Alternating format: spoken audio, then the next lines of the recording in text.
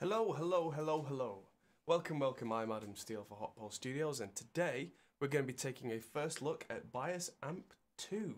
It only came out very recently, I think it was this week it came out, so they're not even doing proper press or anything yet. It's super duper new, and this is what I've been playing around with. This is a first look, so this is the kind of sound I've been getting from it, that kind of...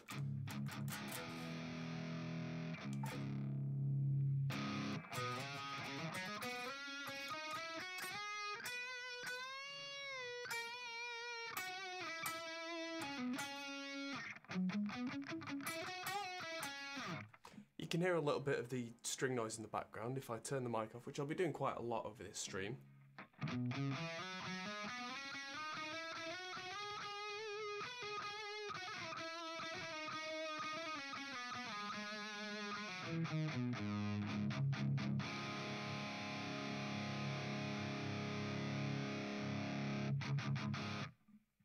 Sounds pretty decent to me. Now there's some new features in here that I wanted to look at. Let's just wind my volume back for a minute. So this is bias amp, not bias effects. So things like drive pedals, delays on choruses, all that kind of stuff are not in here. But what is in here is the methods, to really play with how an amp is built, which I think is kind of cool.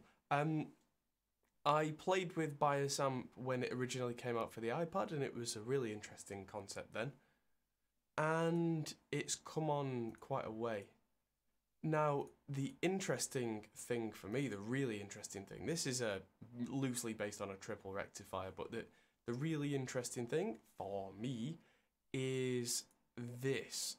So, if I go to one of Bias's original inbuilt speakers, in my opinion, it doesn't really cut the mustard. So this is the same amp with one of their own cabs with the same mic configuration.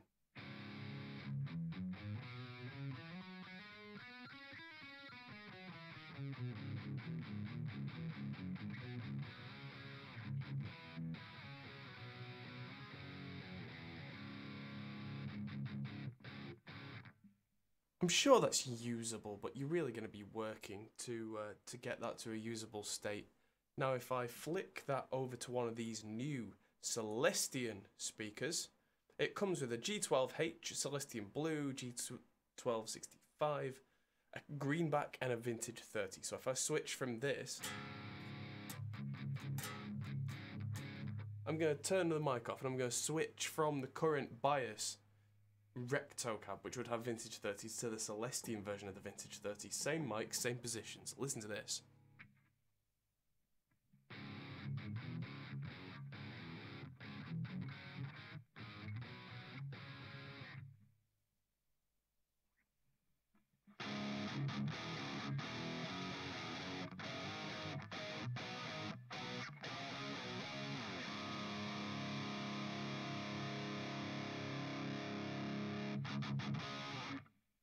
For me, that's gone straight from kind of cool to completely usable. Now, I've said for years that most of what's important about a guitar tone is the cabinet and the speakers.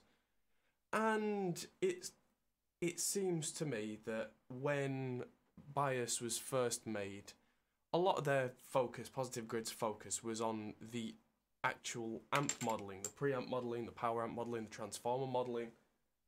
All cool stuff, but for me, the cabinet modelling at the time wasn't up to par. So what I would usually do is, at the time, I would usually turn off the cabinet emulation in it and use either on a desktop an impulse response loader, or on the iPad I found an app called Fiddlicator which I would use to load impulse responses with. That's all now in Positive Grid. Now the Celestion ones are ready to rock, and if I click on that, it gives me an option of 2 microphones which I can move wherever I want. And for metal, that is going to be one that's an SM57 usually, and I have them right up against the grill. And if I'm going for more of a round sound, the 121 ribbon, which I have right in the middle, sort of offensively close. But the Royal 121, the real ribbon, is designed for this kind of thing. And if not, the 421 is a bit brighter. And then I get this kind of sound.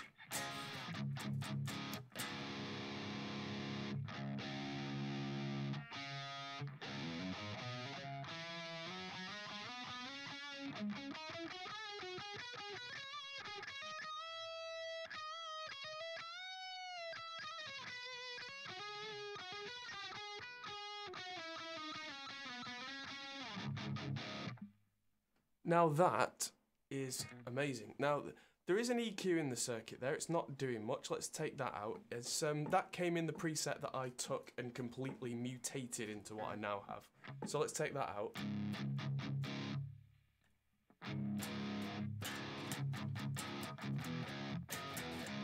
Okay, so the amp's a little bit darker. It's quite useful that bias amp comes with that kind of EQ section already in here. It just makes life a little easier. And there's the amp match, which I am not using. As you can see, it says start amp match. I've just not touched that at all. So that is not some sort of shortcut. I've not amp matched someone else's really nice sounding amp. And this is not mixed per se. This is...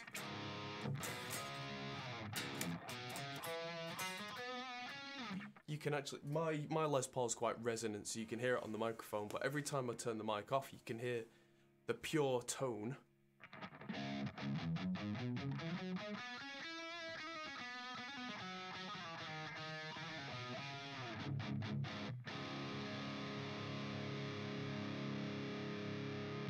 And that's a high gain amp tone right there. Now, I've been playing around with this. Let's just hide the tuner. And I mean, the custom panels haven't changed, and a lot of the stuff in bias amp hasn't changed, but the good stuff hasn't changed. The stuff that needed improving has changed. There's a new knob called dynamic tone. If I turn that all the way off, the low end becomes quite kind of static.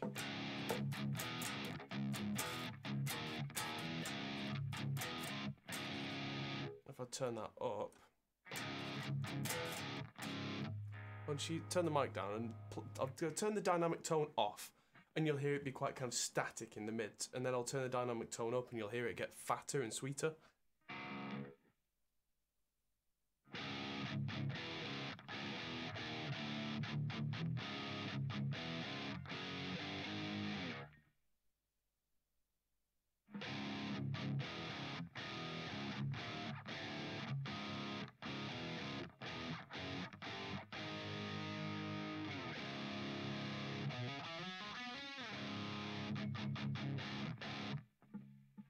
Nice. So, the dynamic tone does exactly what a real tube amp does, which is things like the mids sit back naturally from the power amp depending on the impedance load, the speaker that you pair it with, a lot of factors really. And it's nice that they've replicated this here, because it will mean that in a dense mix, as you play harder and softer, they will sit much more naturally and organically in a mix. Oh, that's me leaning on my guitar. The power amps transformers seem to be a little more real. Let's have a look at a JCM 800. If there's one around. Crunch? British Lead 800, that's the one. With the Celestion V30s in there. So, let's just bring that up. Is that, oh, that's the original cabinet from the original Positive Grid. So let's have a look, see how this sounds.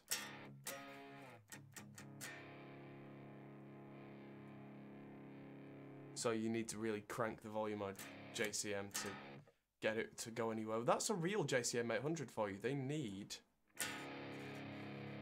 quite a lot of gain going in. You might be surprised.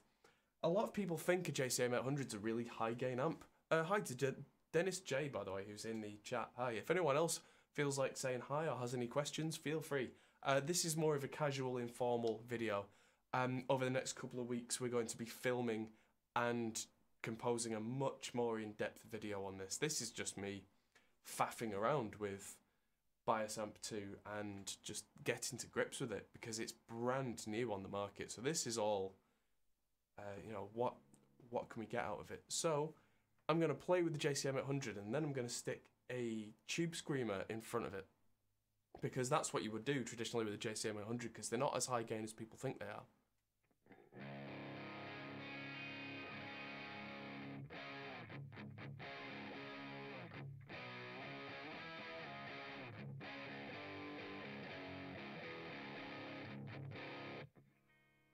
That sounds okay, but what I'm going to do is I'm going to change that cabinet out. So that's the vintage 30s, the Celestion, but it's not the actual Celestion provided brand new vintage 30. So if I change to that, have a listen now.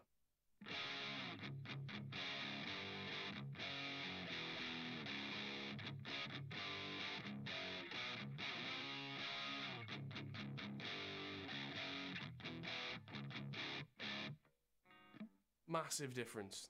So let's get the Tubescreamer in. So what I've been using, because we're not using bias effects, is I'm going to use the TSE Audio TSE 808, which is free.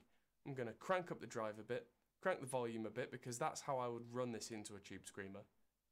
And the noise gate here is really useful. Listen. Oh, that's right behind my head. So there's a very useful inbuilt noise gate there. So if you've got quite a noisy setup, and I always urge home guitarist recording to get a really high quality DI box so you don't have that problem. Oops. So you don't have that issue. Try and move the mic a little. And I mean, this is through a Tubescreamer into a JCM 800. A real JCM 800 has more noise than this. When you're tracking, you run a real guitar into the best cable you can buy into a Tubescreamer into the real JCM 800. You get this amount of noise, if not more. So let's wind the volume up and see what we get.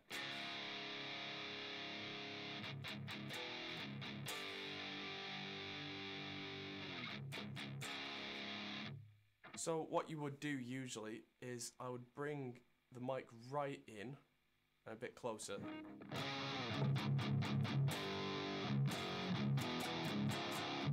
That is where you would put a microphone on a vintage 30 for rock. You wouldn't have it back here somewhere at the edge, because that sounds like this. Sounds quite thin, quite weedy.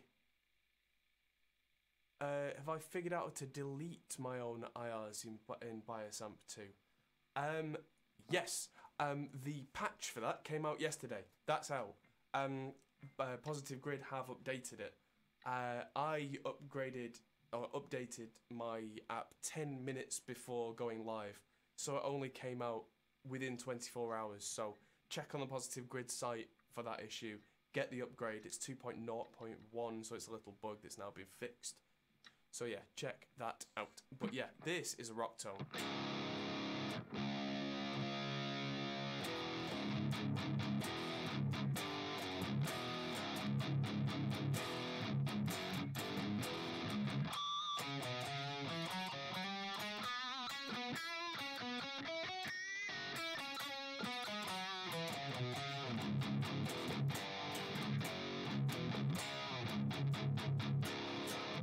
That sounds amazing to me.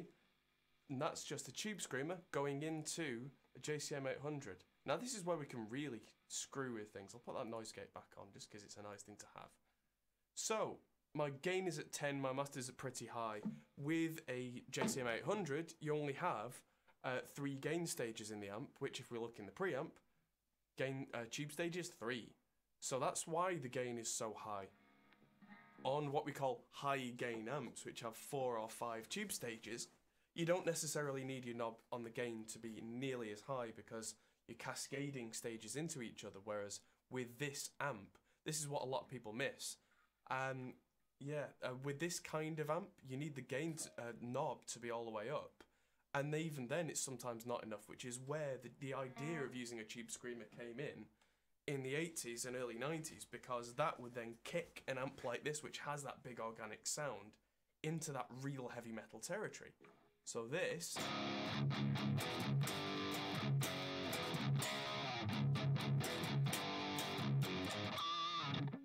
is a pretty great sound.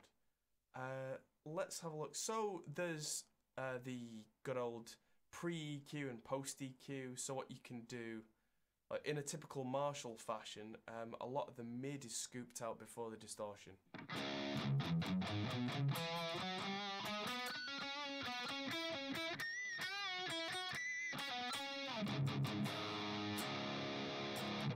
And some of the mid is scooped out afterwards as well. So the JCM 800 is quite a mid-scooped amp, which is where a Vintage 30 comes in, because a Vintage 30 is the opposite. It's got quite a lot of mids in the speaker. And if you've seen any of my speaker demos, you'll see how that really jumps out and they can be quite different. So the tone stack here is the British Crunch. There's quite a lot of different tone stacks I can pick. But I'm just going to leave it on British Crunch. And then the power amp is where things are really coming to life with Bias Amp 2 and the improvements upon the new Celestion speakers, which really give it that.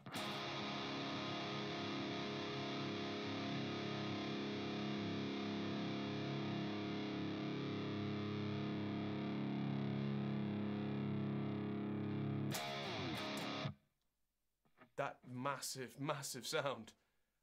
That's where I can adjust the bias and make that hotter, that kind of thing.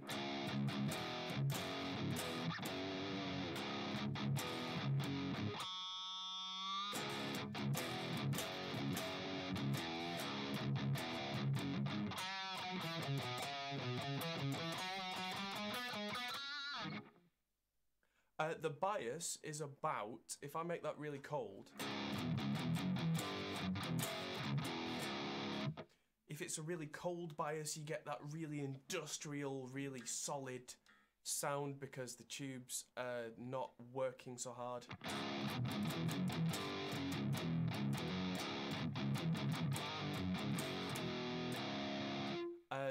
For instance, the PV5150 is a famously cold bias by default. If you make it hotter, you get more of that thick, chewy sound. It's less metal, more classic rock.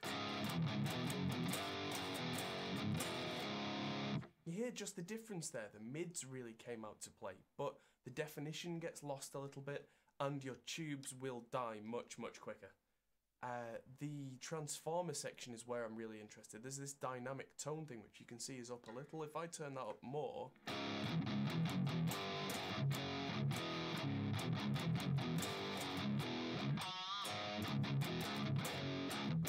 what happens is the mids not get scooped, but they dynamically change. As I hit it, the mids tend to soften a little bit, which is exactly what happens with a real tube amp with a speaker.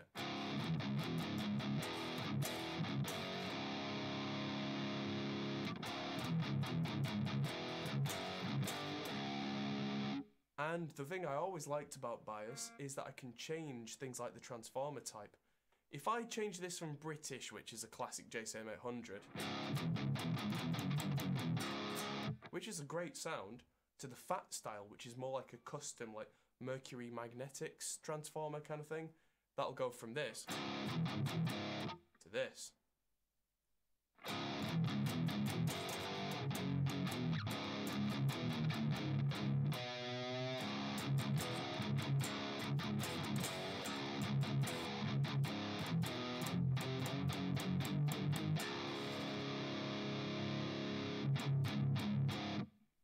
So that's some serious low-end, serious girth right there.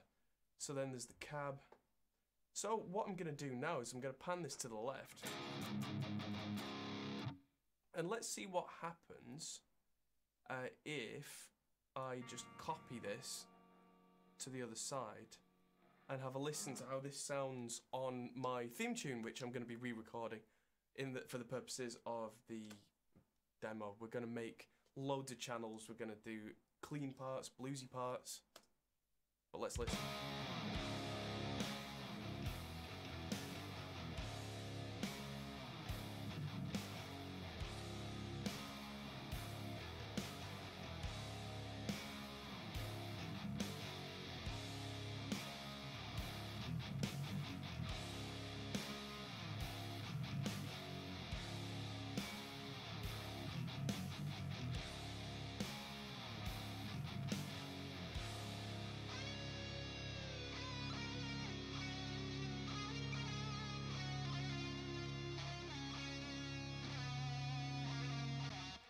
makes the original version of the theme tune sound weak and anemic.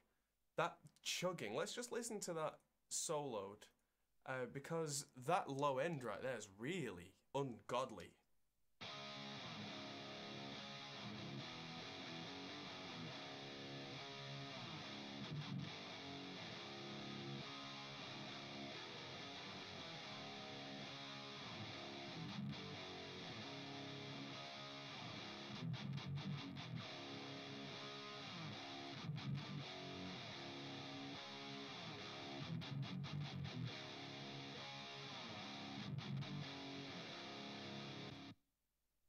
Had someone comment, Matthias Busing, overloud TH3 still miles ahead. I disagree. For me, the sound is all in the cabinet, and for me, that was the thing that was letting Bias down up until now. And that's the thing that they've, by introducing the Elite version, which has these Celestion cabinets, to me, that's what they've fixed now. The amp modelling was always pretty much on par, but the cab modelling wasn't. Again, personal opinion. TH3 can load Celestion IRs as well, true, but these are not the Celestion IRs, that's the other thing. This is full dynamic cabinet modelling with Celestion involved. If I put, say, a 421 in, I can move dynamically positions as I could with anything else that was the original cab style, but using Celestion's technology. They've been working together to do this. They've not just slapped the impulse responses in there and said, right, here we go. That's very interesting to me, because that's, I mean, it does cost more for the Elite version of Bias Amp 2 than it costs to buy the cheaper version with the impulse loader and then just buy some of the Celestion Impulses. So it's a good point. Why would you not just do that? And the answer is complete control to me.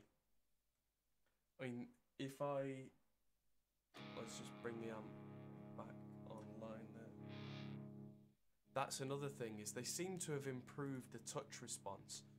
So through a Tubescreamer through the gain, let's just go to a single channel again.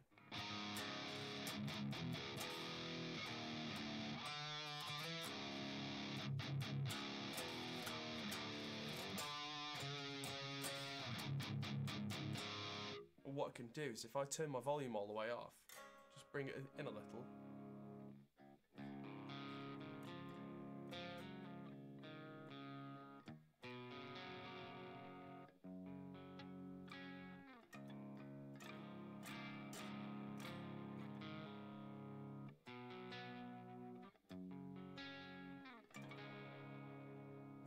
Okay, it's time for a quick tune-up.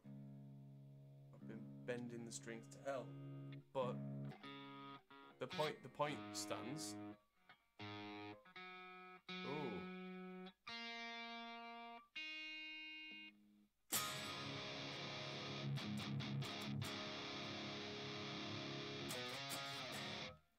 If I was to use a real Tubescreamer instead of a pedal Tubescreamer, so that I could stomp it on and off with my foot,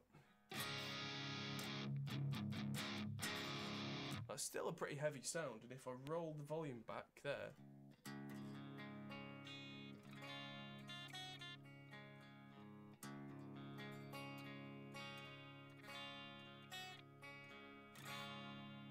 a lot of people forget that the original JCM 800 was a single channel amp.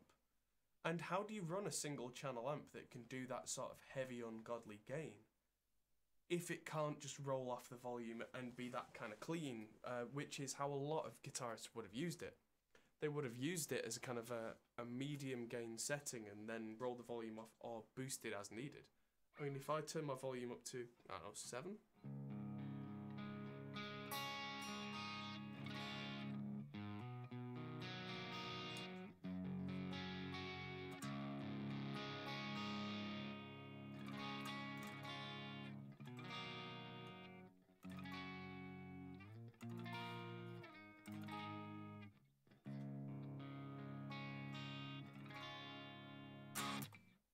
A lot of gigging guitarists that I know use single channel amps and do exactly that kind of thing live. So if you're going to convince someone to play live using virtual amps, it has to be able to do that. A lot of the original kind of first and second generation amp modelers, you'd use, say, a clean channel for a clean sound and a heavy channel for a heavy sound, which is great. But when you've got guys who don't want to go out with things like MIDI pedal boards, if they just want whatever the amp, even if it's a virtual amp, to be to sit at the back, it needs to be able to do that reliably.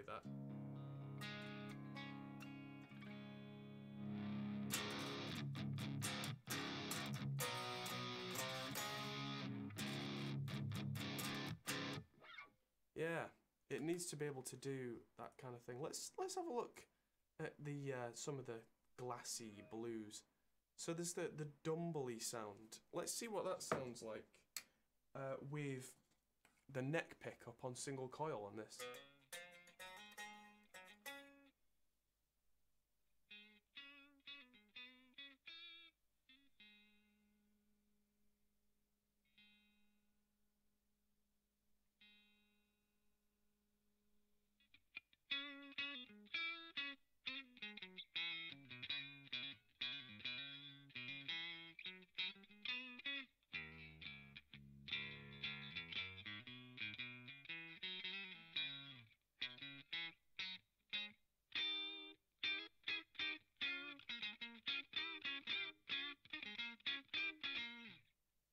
Doesn't sound bad.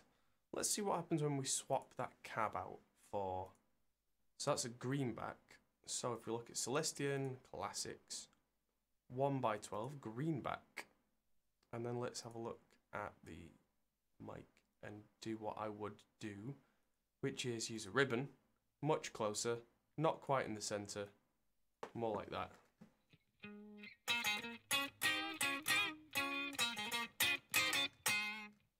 Turn the mic off again.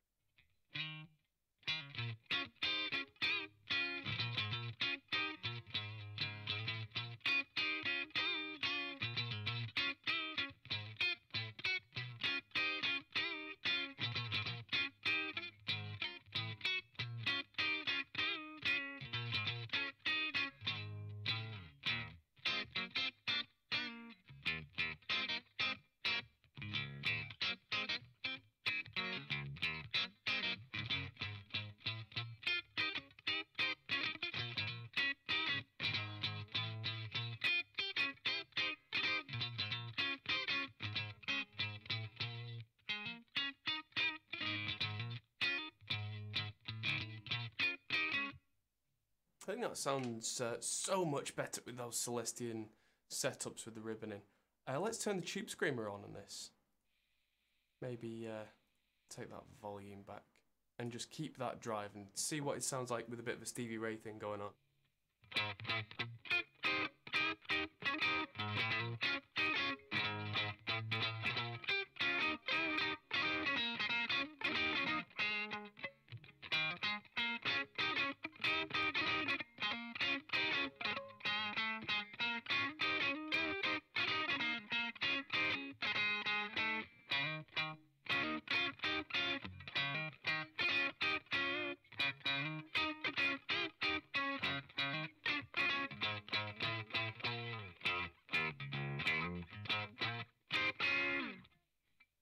Very nice indeed. I should probably mention that this Les Paul has a click so I can single coil tap each pickup. That's how it sounds on the whole neck pickup. And that's how it sounds single coil.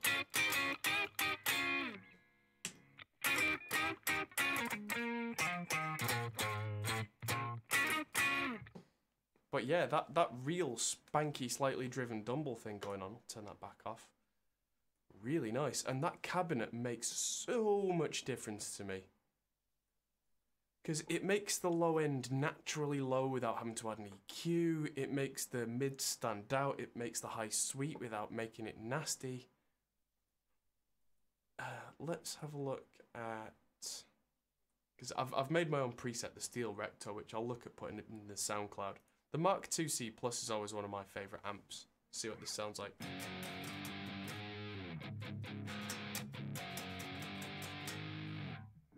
So there's an EQ after it. What's that? That's just scooping a little and making it bright. So let's have a look one more time at changing this cabinet from tread plate, which is going to be a vintage 30 and a rectifier. And I'm going to switch that to a vintage 30 and a 4x12 from Celestion.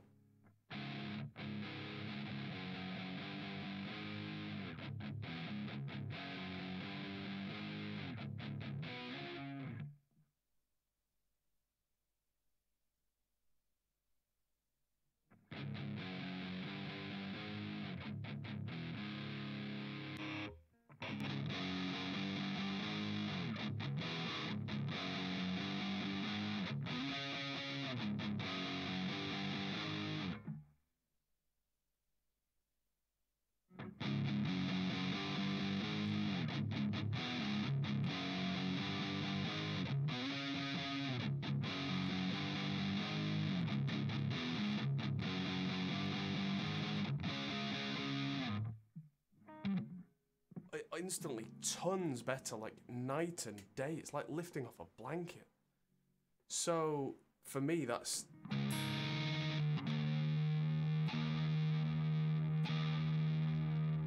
a huge difference.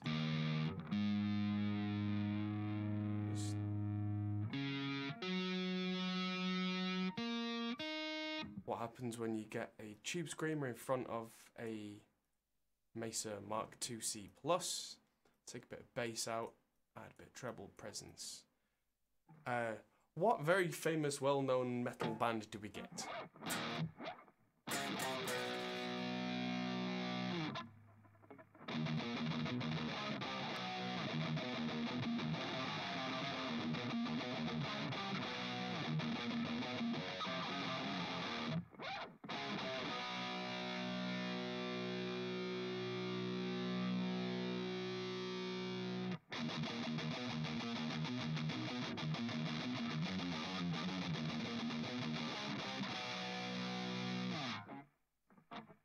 Yeah, it could be Metallica. So if I did some serious EQ work on that, I could get a kind of a Black Album tone, because they used a lot of these types of amps at that time. So if I really take the mids out, really push the treble, and then put that EQ, if I remember rightly, before the power amp, and really scoop out that 700 Hz and really bump 2K and a 5K shelf and low shelf. It looks like that's actually quite a wide range in EQ here. But this is trying to attempt to replicate what the 5-band EQ from Mesa Mark IIc Plus would do. So I think that would go there. Roughly speaking, very roughly, this is what you would do with a Mesa Mark IIc Plus, is you would not feed very much bass into the distortion at all, and the treble would be quite high, and then you'd use a big V shape. And let's see if this sounds.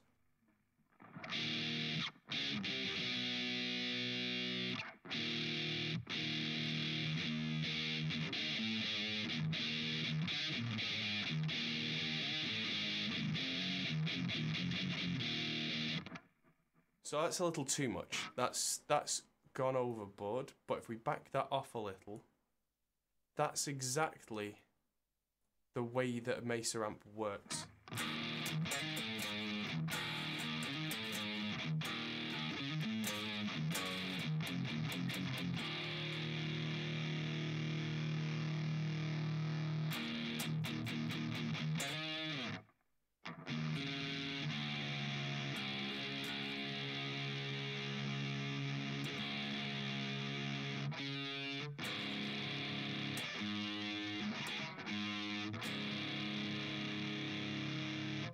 So, yeah, it's quite fuzzy, yeah.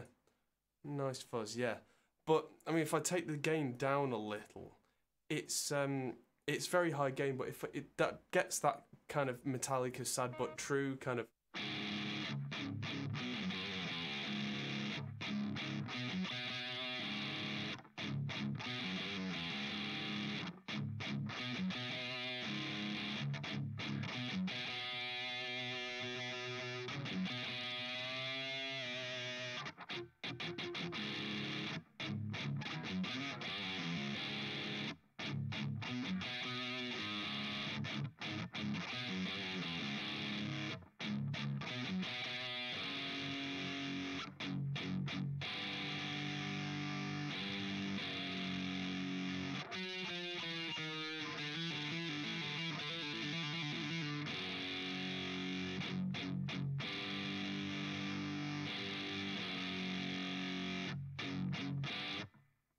and so on and so on and so on. One thing that's worth noting that I think is new is there's a reverb function, so I can add awful kind of sounds, or let's just take that EQ out. So you can really go overboard on the reverb. If I just take that down a bit.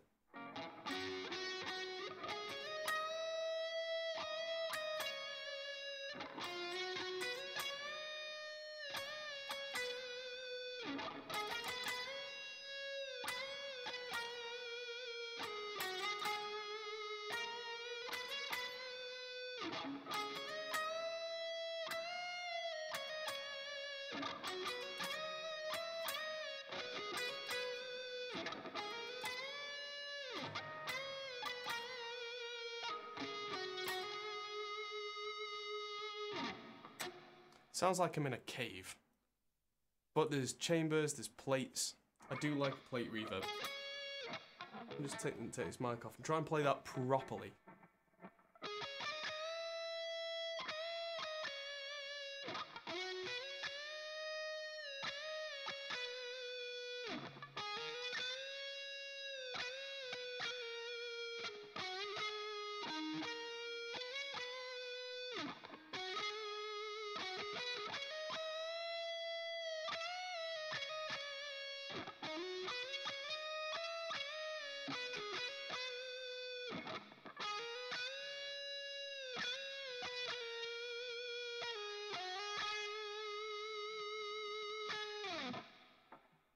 Yeah, so that's a really nice sustain, and that's a Tubescreamer in front of a Mark IIc, but with the V turned off.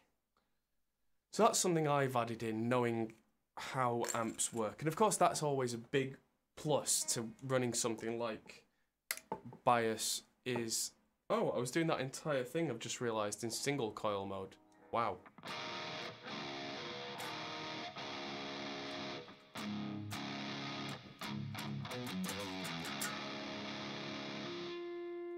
Put that in and put the Tubescreamer in.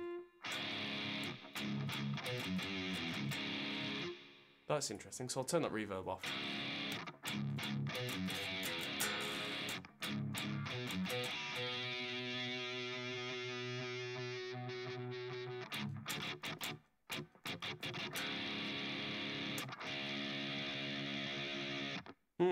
Yes. Now, the last thing that I will leave you with today, unless anyone has any questions, and feel free to ask questions, because this is just a first look. I'm going to be doing, like I said, a full video on this, is that I have been producing an album for a metal band who are very new wave of British heavy metal, very, let's have a look, which one do I want to do? Slave to the Light's probably a good one. They've been very Iron Maiden-y.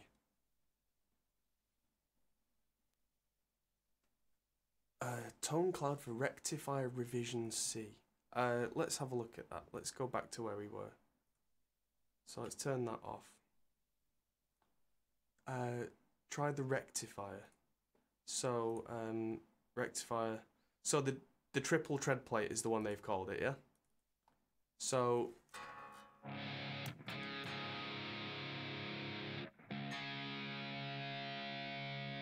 this is the one with their own cabinet on it.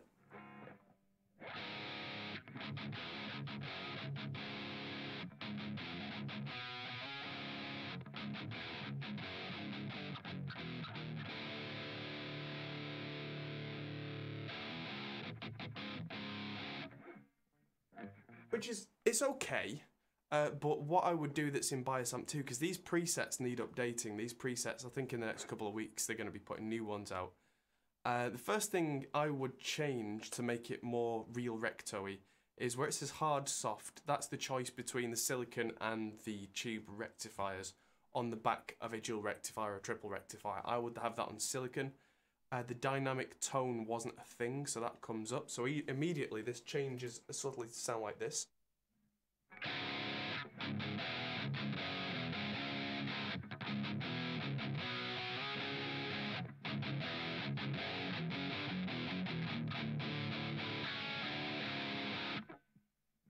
Okay, which is still decent, but then, yeah, so if we go to the official Celestion Vintage 30 in a 4x12 and make sure that microphone is right on that cabinet. Yeah, silicon is the hard setting, tube is the soft setting. Yeah, that's right. As far as I'm aware, that's right.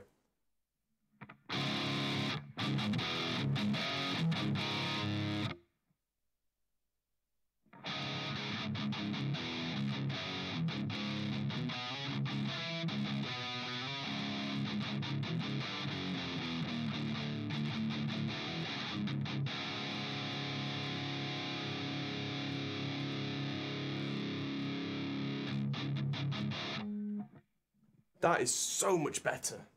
To me, that is the difference between a guitar sim and a usable, workable guitar sim that I would want to buy. So I'll just quickly flick back and do another. So that was on the rectifier cab. So I'll switch between them.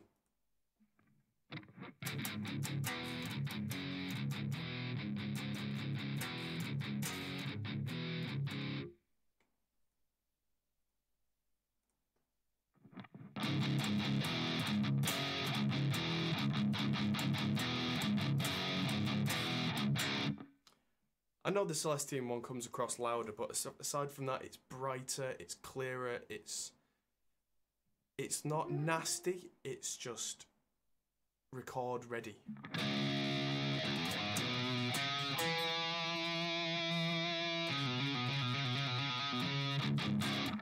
Now let's have a look at these tone cloud presets, because I've never been a big fan of things like tone clouds. Category, metal.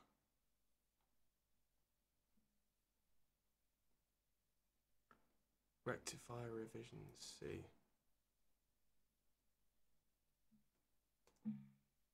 Of course, everyone's going to have their own opinion of what a rectifier should sound like. Rectifier Rev C. Just download it. Oh, please log in. Oh, it's been giving me this today, so that's going to be something I'm going to have to do another time because it's been giving me some jip.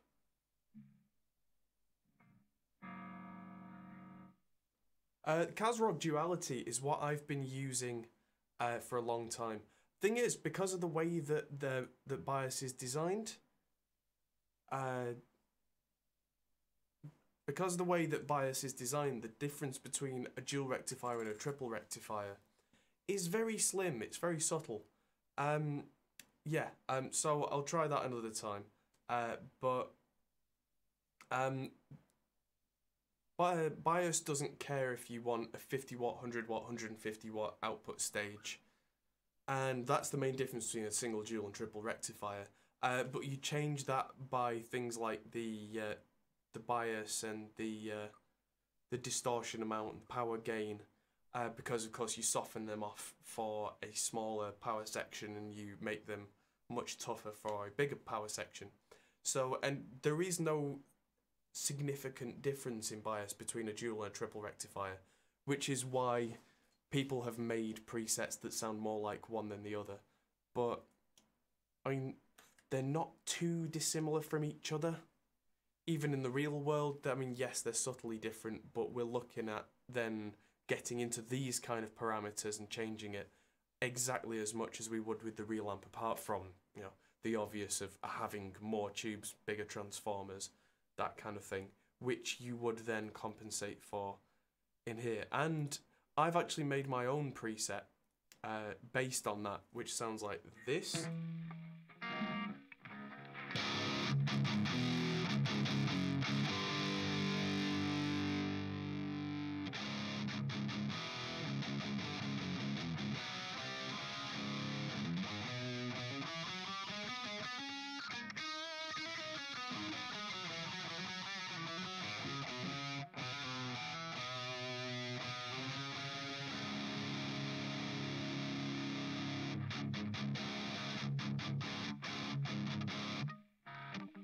So what I changed wasn't that much.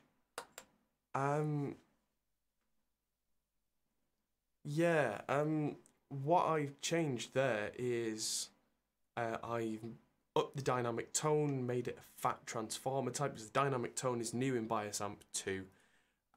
So yeah, you can try and,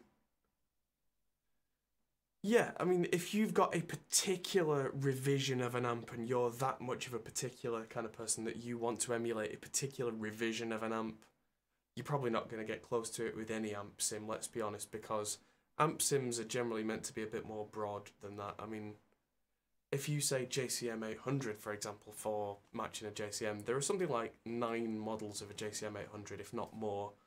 There's different revisions, there's ones that sound more like an old Marshall JMP, there's ones that sound more like a JCM 900, there's, yeah, loads of kind of stuff.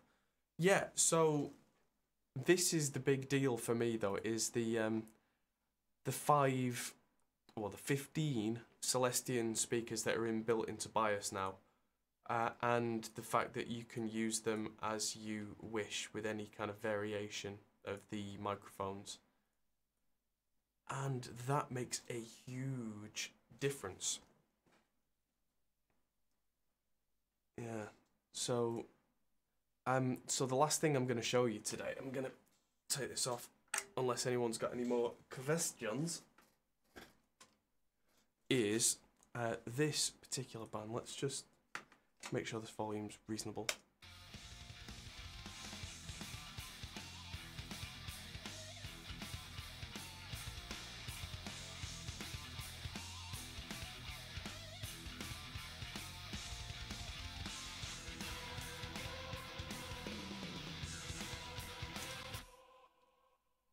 If that sounds decent to you, then surprise, that's Bias Amp 2. I mixed this today, and for the purposes of showing you this, and when this loads up, this is that JCM 800 that I was showing you before, with a Tubescreamer in front of it. And I think it's taken a while loading up because I've got several instances of it here. But yeah, I modified a JCM 800 to have a fat transformer, and did a few subtle power amp tweaks.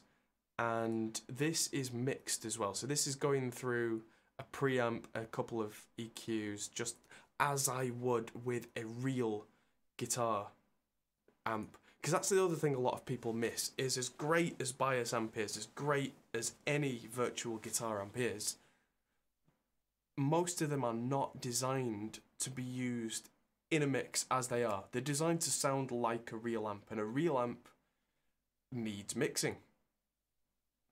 Mercurial 808. Oh, the Tubescreamer. Yeah, I've had several versions of Tubescreamers. I mean, I have loads and they sound different. I use the Kazrog 808 when I need a really brutal Tubescreamer. I use the TSA one when I just need the EQ sculpt. But listen to this on its own.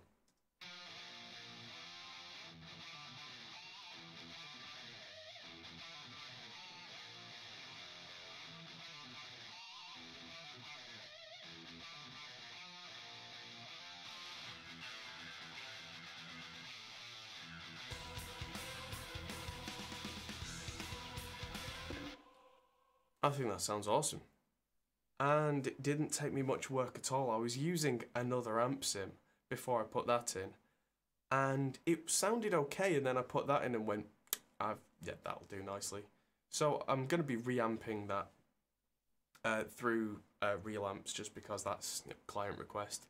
But I mean, that from the start of the song,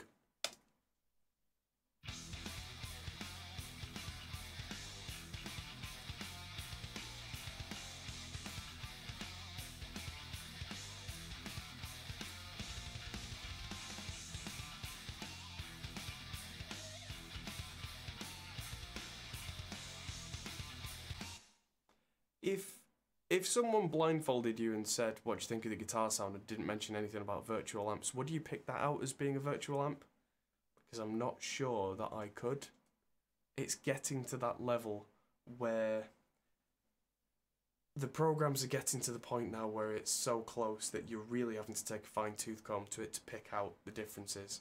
I mean, and you know, if you're a real tone junkie, you'll probably spot that straight away. But in a mix on the radio, I don't think you will.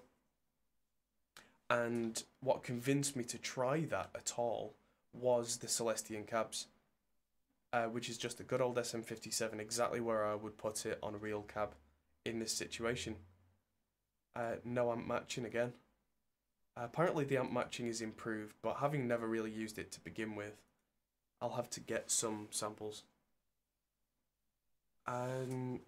Yeah, so there's so much to do. Axel saying he wants to share some tracks for my opinion. That's something that I do for Patreon subscribers, so that's entirely possible. Unfortunately, I'm super duper busy. As soon as I finish this broadcast, I'm going to be going back to mixing that album. Then I'm going to be going back to replying to all my emails. Then I've got a show in Birmingham tomorrow. Then, what's the best amp sim in combination with wall of sound, in my opinion? Ooh, that's tricky. If you're using wall of sound, and of course I am biased, no pun intended, because I do have my own cab sets through wall of sound. And